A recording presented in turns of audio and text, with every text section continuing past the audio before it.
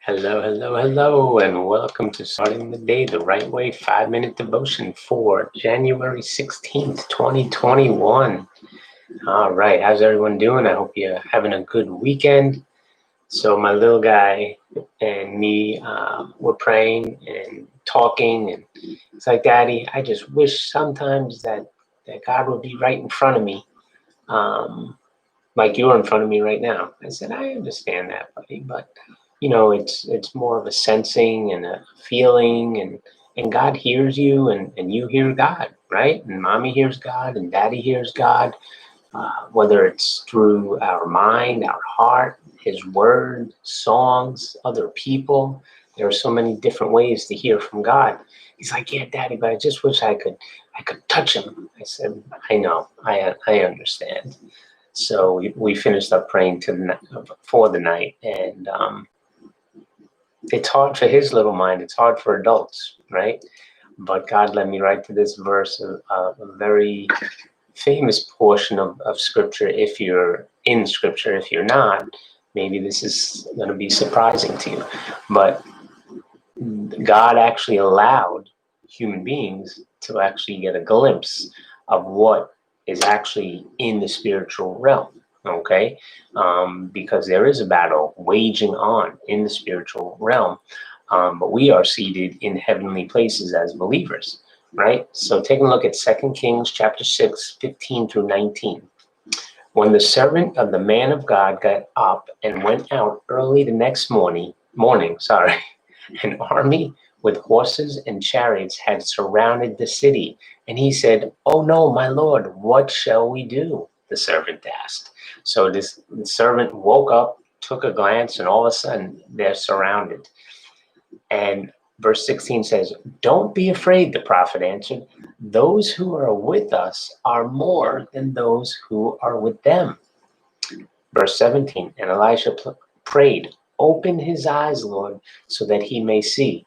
Then the Lord opened the servant's eyes, and he looked and saw the hills full of horses and chariots of fire all around Elisha.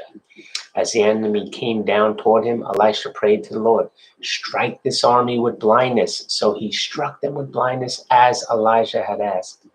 Elisha told them, "This is not the road and this is not the city. Follow me, and I will lead you to the man you are looking for."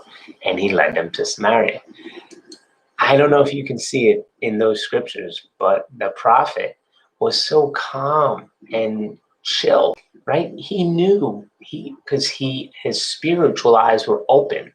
And there's a difference when your spiritual eyes are open and when they're not open. But this prophet of the Lord, Elisha, said, he was just like calmly, "Lord, let him see." And the Lord immediately opened the servant's eyes, right? And then Elisha prayed, "Strike him with blindness." The Lord struck him with blindness, right? Now, when you read this portion of scripture, it seems as things are happening like in seconds, right?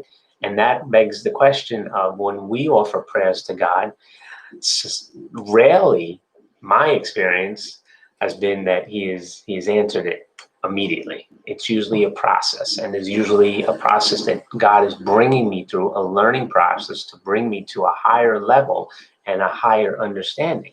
Now, don't get me wrong. I have experienced those miraculous, last second, incredible, where did those come from miracles. And those are great. All right.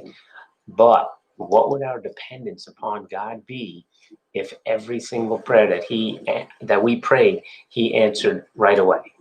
There would be no growth, there would be no understanding, there would be no awe, right?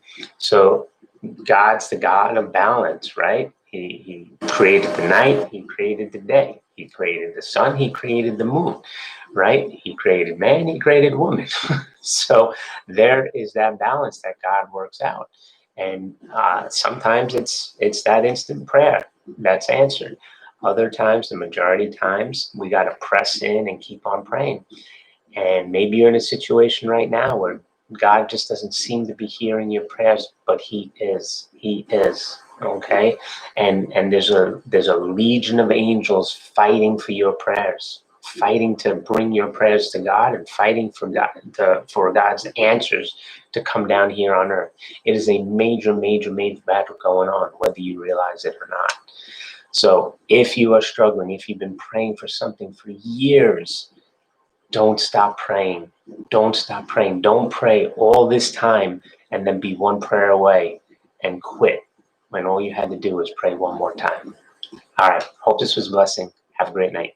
Bye.